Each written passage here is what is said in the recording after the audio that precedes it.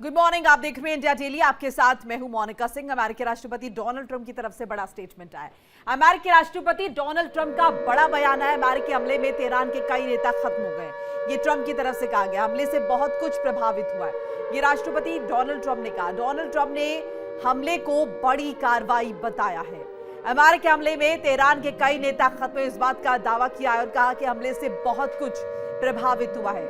Middle east में जंग लगातार चल रही है, अमेरिका, इजराइल और ईरान के बीच। इस बीच अमेरिकी राष्ट्रपति डोनाल्ड ट्रंप की तरफ से ये स्टेटमेंट, और इस स्टेटमेंट में राष्ट्रपति डोनाल्ड ट्रंप ने कहा कि अमेरिकी हमले में तेहरान के कई नेता मारे गए हैं, कई नेता खत्म हो चुके हैं। इस हमले से तेहरान में बहुत कुछ प्रभावित हुआ है। डोनाल्ड ट्रंप ने हमले को बड़ी कार्रवाई बताया। देखिए, इससे पहले भी जब संबोधित किया राष्ट्रपति डोनाल्ड ट्रंप ने, तो इस बात का जिक्र किया कि अगले 2 से 3 हफ्ते में यह जंग और चलेगी। हालांकि अभी भी इस जंग में ईरान ने बहुत कुछ गंवा दिया। हालांकि जो भी वक्त अब बाकी है, ऐसे में ईरान को समझ जाना चाहिए, नहीं तो परिणाम बहुत ज्यादा भयावह होंगे और कुछ भी बाकी नहीं रहेगा।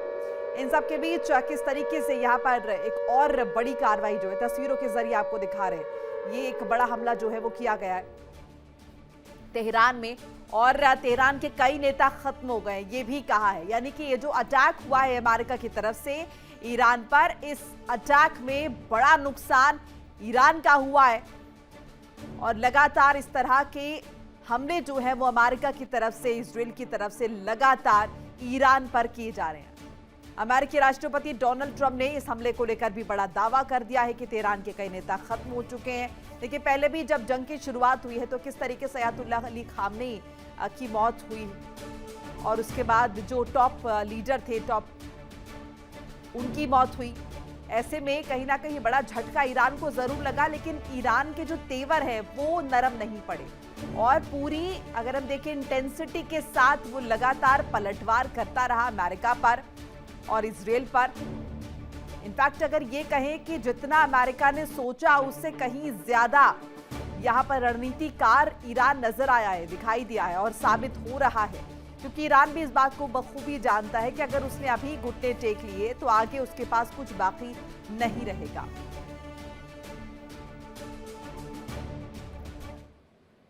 और इस बीच ईरान के मशहर में भी इजराइल का भीषण अटैक हुआ है। ईरान के मशहर में इजराइल की तरफ से भीषण अटैक, पेट्रोकेमिकल जोन पर इजराइल ने ये मिसाइल दागी। इजरायली हमले में 5 लोगों की मौत की खबर आ रही है। स्टील के बाद पेट्रोकेमिकल को तबाह कर देंगे, ये नेतन्याहू की तरफ से कहा गया है, इजरायली प्रधानमंत्री की तरफ से कहा गया है। देखिए, ईरान के मशहर में भी भारी तबाही हुई है।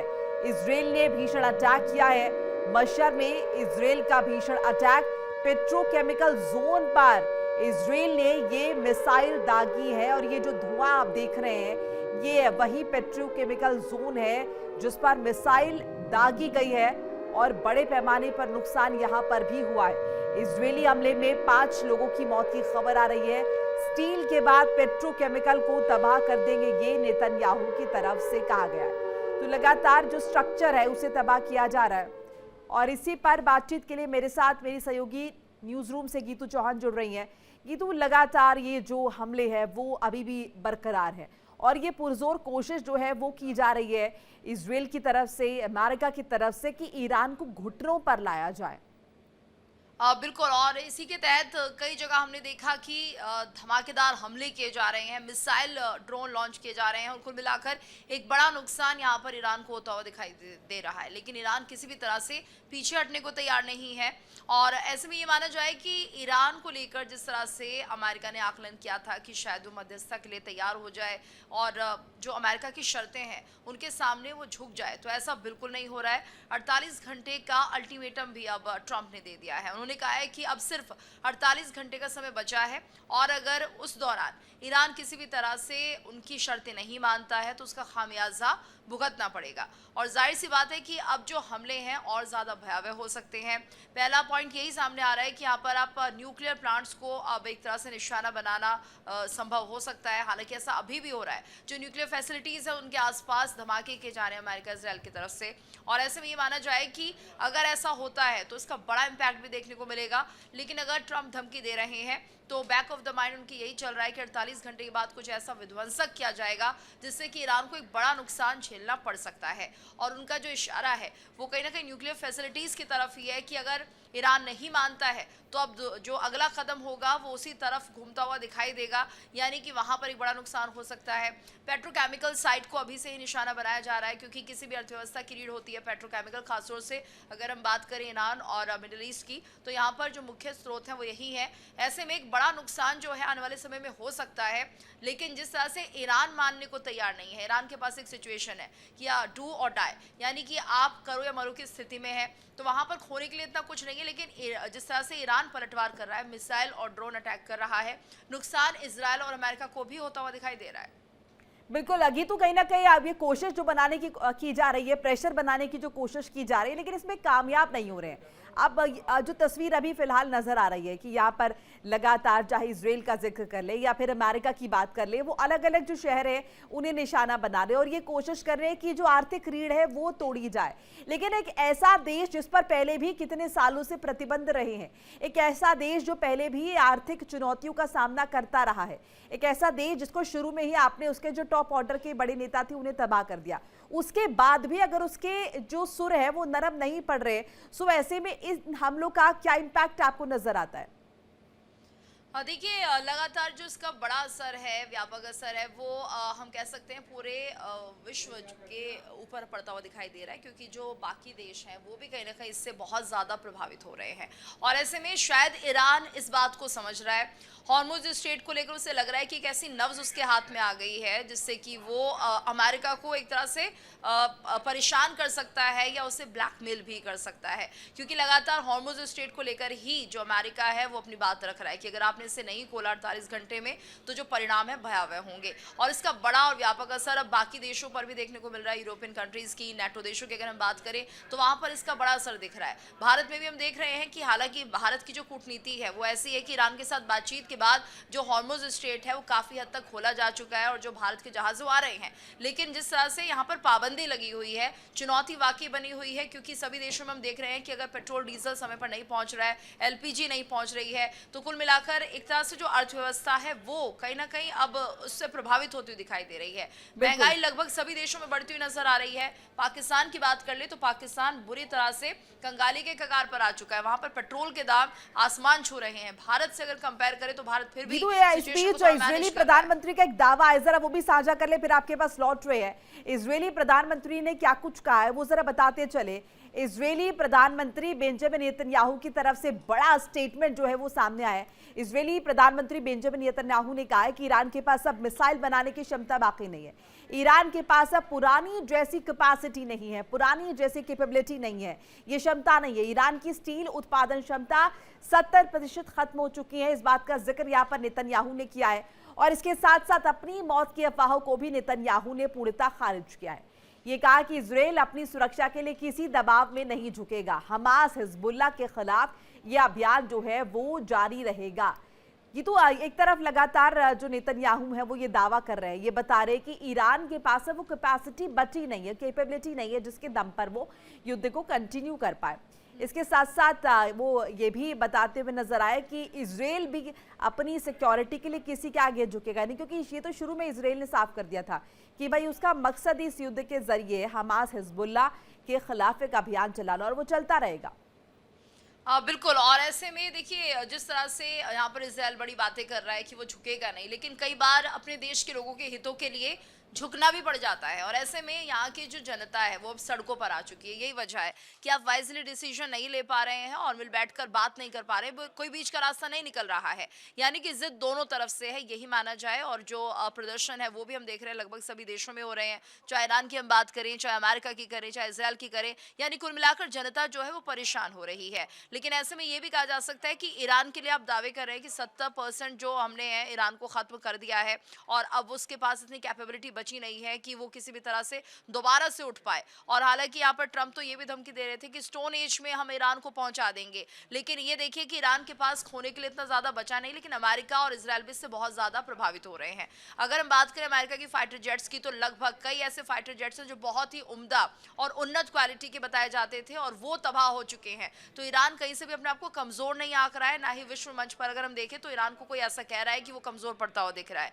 दूसरा ये कि लगातार जिस तरह से प्रभाव पड़ रहा है बाकी देशों पर, वो भी हम कह सकते हैं कि उसका भी एक असर जो है वो अमेरिका को झेलना पड़ सकता है। नेटो देशों ने उसका साथ छोड़ ही दिया है और ऐसे में भी अगर अमेरिका झुकता नहीं है, कोई बातचीत का रास्ता नहीं निकालता है, तो जो उसकी छवि है, जिस तरह से वो दादागिरी कर रहा है, उसके अगेंस्ट भी बहुत से ऐसे देश हैं जो सामने आएंगे और उसका एक बड़ा प्रभाव अमेरिका इजरायल को देखने को मिल सकता है। बिल्कुल अकीतू, एक और बड़ा अपडेट जरा दर्शकों के साथ साझा कर लें, उसके बाद आपके पास लौट कर आ रहे हैं।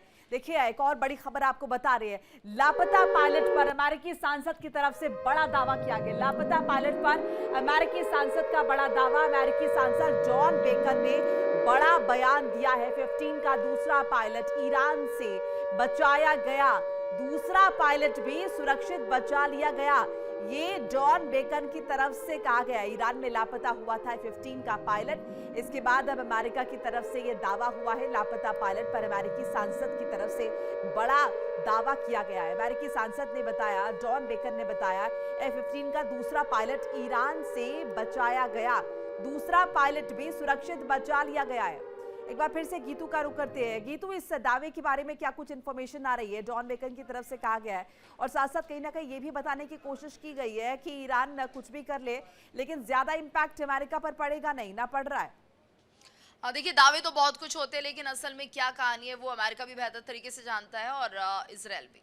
तो ऐसे में समझना होगा, जिस तरह से यहाँ पर दूसरे पायलट की बात कही जा रही थी, कल ही अटैक हुआ था और ऐसे में ईरान ने जिस तरह से कह सकते हैं सफलतापूर्वक इस अटैक को किया, लेकिन यहाँ पर जो पायलट्स हैं वो बच गए हैं। एक पायलट के बचने की खबर है और ऐसे में वो ईरान में ही है, तो जाहिर सी बात है उसके लिए इनाम घोषित कर दिया गया है कि अगर कोई इसे ढूंढता है तो तकरीबन 70 लाख रुपए का इनाम उस व्यक्ति को दिया जाएगा। जाहिर सी बात है इतनी बड़ी रकम है तो कोई ना कोई ढूंढ भी लेगा। और ऐसे में अगर कोई सोल्जर किसी भी देश का पकड़ा जाता है तो कई ऐसी जानकारियां होती है, कई ऐसे प्लान आउट्स होते हैं जो कहीं ना कहीं खुफिया होते हैं और फिर ये कोशिश होगी ईरान की कि अगला कदम अमेरिका का क्या था या फिर किस तरीके की प्लानिंग वो कर रहा है, क्या रणनीति हो सकती है। एयर स्ट्राइक्स हम देखने लगातार हो रहे हैं और ऐसे में बहुत बड़ी जो महत्वपूर्ण भूमिका है वो निभाई जा सकती है। दूसरा ये कि बंधक बनाकर अमेरिका को एक तरह से ब्लैकमेल भी किया जा सकता है कि हम आपके सोल्जर को तभी छोड़ेंगे जब आप हमारी इन शर्तों को मानिए, तमाम तरह की बातें हैं। और ऐसे में अगर अमेरिका नहीं मानता है उस बात को तो उसका भी एक असर देखने को मिलेगा। तो कुल मिलाकर बहुत कुछ अब ईरान के हाथ में आ चुका है, एक तरह से ये हम माने, लेकिन जिस तरह से ये हमले हो रहे हैं और ईरान पीछे नहीं हट रहा है, उससे ये समझिए कि जितने भी उन्नत क्वालिटी के जो यहाँ पर कह सकते हैं जेट बने हुए हैं अमेरिका के, वो अब ध्वस्त होते हुए दिखाई दे रहे हैं। और जो दावे बड़े बड़े अमेरिका करता था उसका असर भी यहाँ पर दिख रहा है कि देखिए आपकी इकोनॉमी भी बहुत ज्यादा प्रभावित हो रही है, आपकी जो डिफेंस सिस्टम है वो भी कहीं ना कहीं जिस तरह से पूरी तरह से खप रहा है ईरान के साथ लड़ाई में, उस पर भी एक बड़ा असर पड़ेगा। नुकसान की बात भी यहाँ पर की जा रही थी, तो तमाम तरह की रिपोर्ट्स भी सामने आ रही है कि अमेरिका पर इकोनॉमिक वाइज और डिफेंस वाइज कितना असर पड़ रहा है। दावे जो है अमेरिका कितना करेगी हमें कोई फर्क नहीं पड़ता, लेकिन अगर ये जंग जारी रहती है तो एक बड़ा असर जरूर देखने को मिल सकता है। बिल्कुल अकीतू, आप बने रहिए मेरे साथ, आगे भी आपसे अपडेट लेंगे। फिलहाल के लिए बहुत बहुत शुक्रिया आपका। और देखिए ईरानी ड्रोन कुवैत के बिजली स्टेशन से टकराए, ईरानी ड्रोन कुवैत के बिजली स्टेशन से टकराए, बड़ी जानकारी मिल रही है। ड्रोन हमले से बिजली स्टेशन को भारी नुकसान पहुंचा है। ईरानी ड्रोन कुवैत के बिजली स्टेशन से टकराया है, ईरानी ड्रोन कुवैत के बिजली स्टेशन से टकराया और जाहिर है ड्रोन हमले से बिजली स्टेशन को भारी नुकसान पहुंचा है।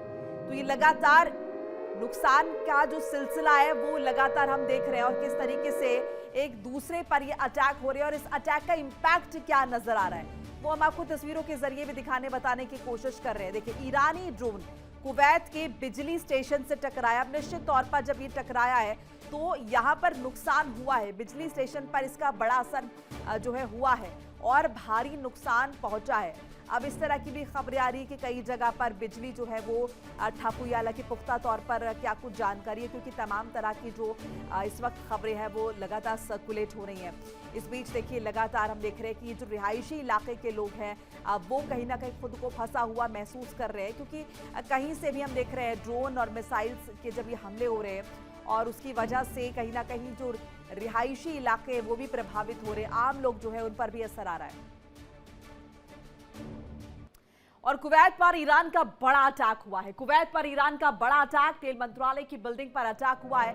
हमले से बिल्डिंग में भीषण आग लग गई है। बड़ी खबर आपको बता रहे, बड़ी जानकारी आपके साथ साझा करें। कुवैत पर ईरान ने बड़ा अटैक किया है। कुवैत पर ईरान का यह बड़ा हमला, तेल मंत्रालय की बिल्डिंग पर अटैक हुआ है और बिल्डिंग में भीषण आग लग गई है। तो कुवैत पर ईरान का बड़ा अटैक। अब ईरान भी लगातार अगर हम देखें तो खाड़ी जो देश है उनमें अटैक कर रहा है, लगातार वो अटैक कर रहा है। और इसके साथ साथ क्या असर नजर आया कुवैत का, आपको बता रहे, जिक्र कर रहे हैं। यहाँ पर जो तेल मंत्रालय की बिल्डिंग है वो तस्वीरों के जरिए भी आपको दिखा रही है। तेल मंत्रालय की बिल्डिंग है जहां पर आग लग गई है। ये ईरान की तरफ से अटैक किया गया है, भीषण आग लगी है। अब निश्चित तौर पर यहाँ पर रिटालिएशन लगातार हम देख रहे हैं कि ईरान की तरफ से भी किया जा रहा है। ईरान लगातार इस बात को दर्ज करा रहा है और बता रहा है कि जो इजराइल और अमेरिका उसके साथ कर रहे हैं उसके रिपरकशंस भी हैं निश्चित तौर पर। और उसका इंपैक्ट सिर्फ अमेरिका या फिर सिर्फ इजराइल पर नहीं पड़ेगा बल्कि खाड़ी देशों पर भी पड़ेगा जो आसपास के, क्योंकि डायरेक्टली अगर हम देखें, डायरेक्टली ईरान जो है वो अमेरिका पर अटैक नहीं कर सकता है, लेकिन जो अमेरिका इन्वेस्टेड अगर हम देखें बिल्डिंग्स हैं या फिर उसके अलावा दूसरे जो संस्थान हैं उनको नुकसान जरूर पहुंचाया जा सकता है। इस बीच ईरान के ब्लैक माउंटेन पर यूएस इजराइल का हमला। ईरान के ब्लैक माउंटेन पर अमेरिका इजराइल का हमला। हवाई हमले में 3 लोगों की मौत की खबर आ रही है, 2 लोग जख्मी हुए हैं। ईरान पर यूएस इजराइल के भीषण हमले लगातार जारी हैं, लगातार ये दबाव बनाने की कोशिश की जा रही है। देखिए, इससे पहले अमेरिका की तरफ से यह भी कहा गया था कि अगर ईरान बातचीत के जरिए मान जाएगा तो सीज फायर कर लेंगे, लेकिन जैसा हम सभी जानते हैं कि ईरान के लिए ये सर्वाइवल की जंग है, ईरान के लिए ये डू एंड डाई की सिचुएशन है। ऐसे में अगर ईरान इस मोड़ पर कॉम्प्रोमाइज कर लेता है, क्योंकि ईरान लगातार ये कह रहा है कि जितना नुकसान हमारा हुआ है उसका कॉम्पेंसेशन अमेरिका भरेगा।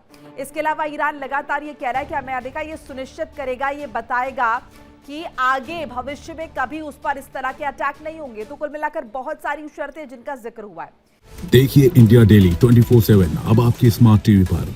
इंडिया डेली मौजूद है सभी डिजिटल प्लेटफॉर्म पर लाइव और लगातार। इंडिया डेली 24/7 हर दिन राष्ट्र को समर्पित।